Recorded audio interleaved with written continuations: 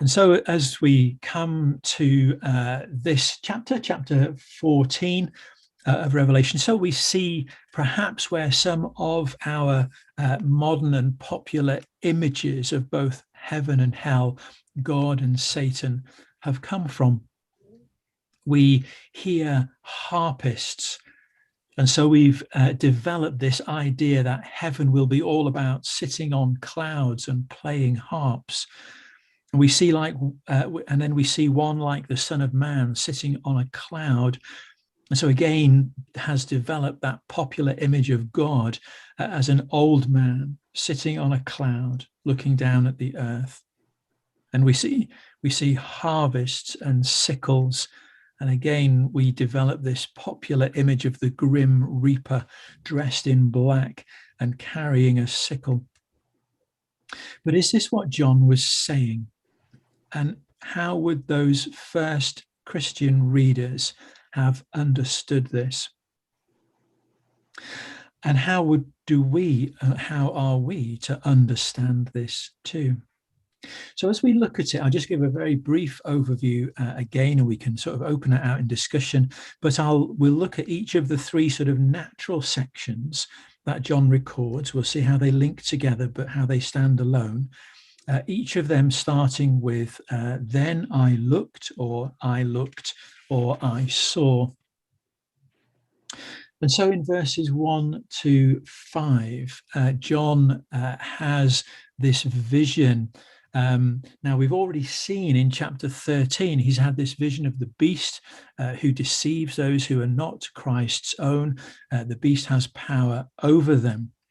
And then we get to the end of chapter 13, and it all seems a little bit grim. And, just as we might think the people of God are defeated, John sees again now, as we come into chapter 14, this vision of the 144,000, and he hears sounds of worship and songs of praise.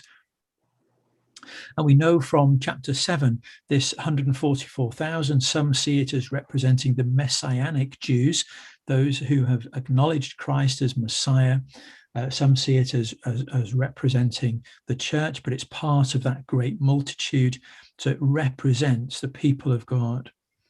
And we see here in these opening 5 verses a developing and a deepening description of who these people are, or what they're like, their character, as it were. And the first thing we see, which at first glance can appear confusing, we're told that they've not defiled themselves with women. They've kept themselves pure. In the original Greek, it says they've remained virgins. And if we were to take this literally and sort of out of context, we might start to think, surely then salvation is only for men. They're described as men. If we see it, where are we? Let's just have a look. These are those who did not defile themselves with women. So the assumption is they're male. They've kept themselves pure, or they've kept themselves as virgins. But what we mustn't do is take it out of context. So we need to put it into the wider context of what we've seen already. And we know that the 144,000 and the great multitude were made up of all people.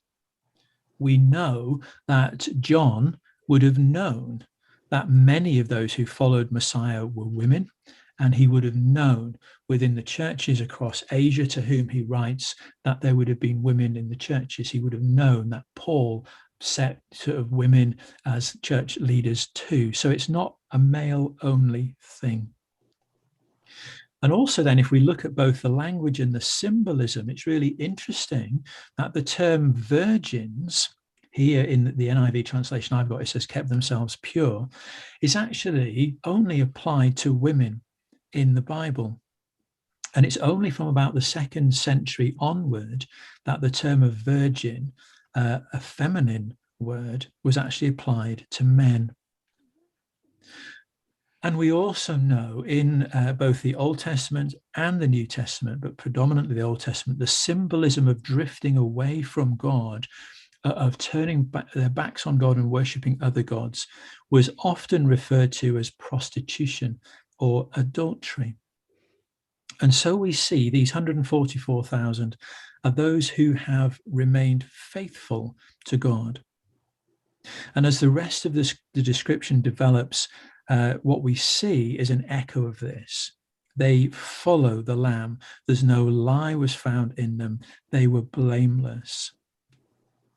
And for those Christians reading this letter, seeking to stand firm in their faith, knowing suffering and persecution and temptation, they too would be part of this.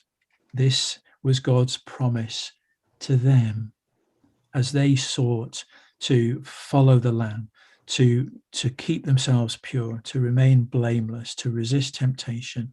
So this promise was for them. And then we see these three angels. And the first comes to proclaim the gospel, the good news of salvation and eternal life. The second angel comes to confirm judgment. And we see this with the reference to Babylon the Great. And most see John here as referring to Rome, that the empire, which seems to be unbeatable, all-powerful, will be judged and will fall. Again, a positive and an encouraging note for John's readers. Some commentators, as they focus upon sort of the wider apocalyptic sort of future-pointing view, suggest that Babylon could be any world system that sets itself up in opposition to God and to his church. And so we ask ourselves, as we have already, what is that system that we face, that the church today faces? And then the third angel comes along, and the third angel continues this proclamation of judgment. And we see reference back to chapter 13. So we see how chapters 13 and 14 flow together with this idea of those who follow the beast. And then we come to this vision of harvest, chapter 4, verse 14, to the end. And we see two. We see a grain harvest, which we'll see becomes a positive image. And then we see a grape harvest, which becomes a negative image. And we see again echoes of Daniel's vision with clouds, that symbol of divine presence. And we see also both a repetition of and a continuation of the three angels that we saw in verses 6 to 13. So we see the message of the first angel, the first harvest is positive. It's a grain harvest, as the message of the first angel was positive. And then the message of the second two harvests, the grape harvest, is negative, just as the message of the second of the three angels was also negative as well. And we see this image of grapes and wine presses, and we see echoes from Isaiah and Joel, an image that developed into one of judgment. We imagine the harvesters sort of walking on the grapes, squashing them, working hard to squash them down, and the red grape juice coming out of the press. And that then became this image of judgment, of blood coming out, of people in the wine press being squashed. And then we see this gory image of rivers of blood, again coming not just from Old Testament imagery, but also from images of Roman slaughter of the Jews, something again that John's writers would have been familiar with, just that sort of symbolic of its harshness. The blood never rose that high and it never flowed that far, but it just gives that impression of brutality, of slaughter. And this is then applied to God's judgment, as the Roman nation was sort of harsh in its treatment of God's people. So they will receive that from God. Now I'll stop there. That's quite a bit of an overview, and we can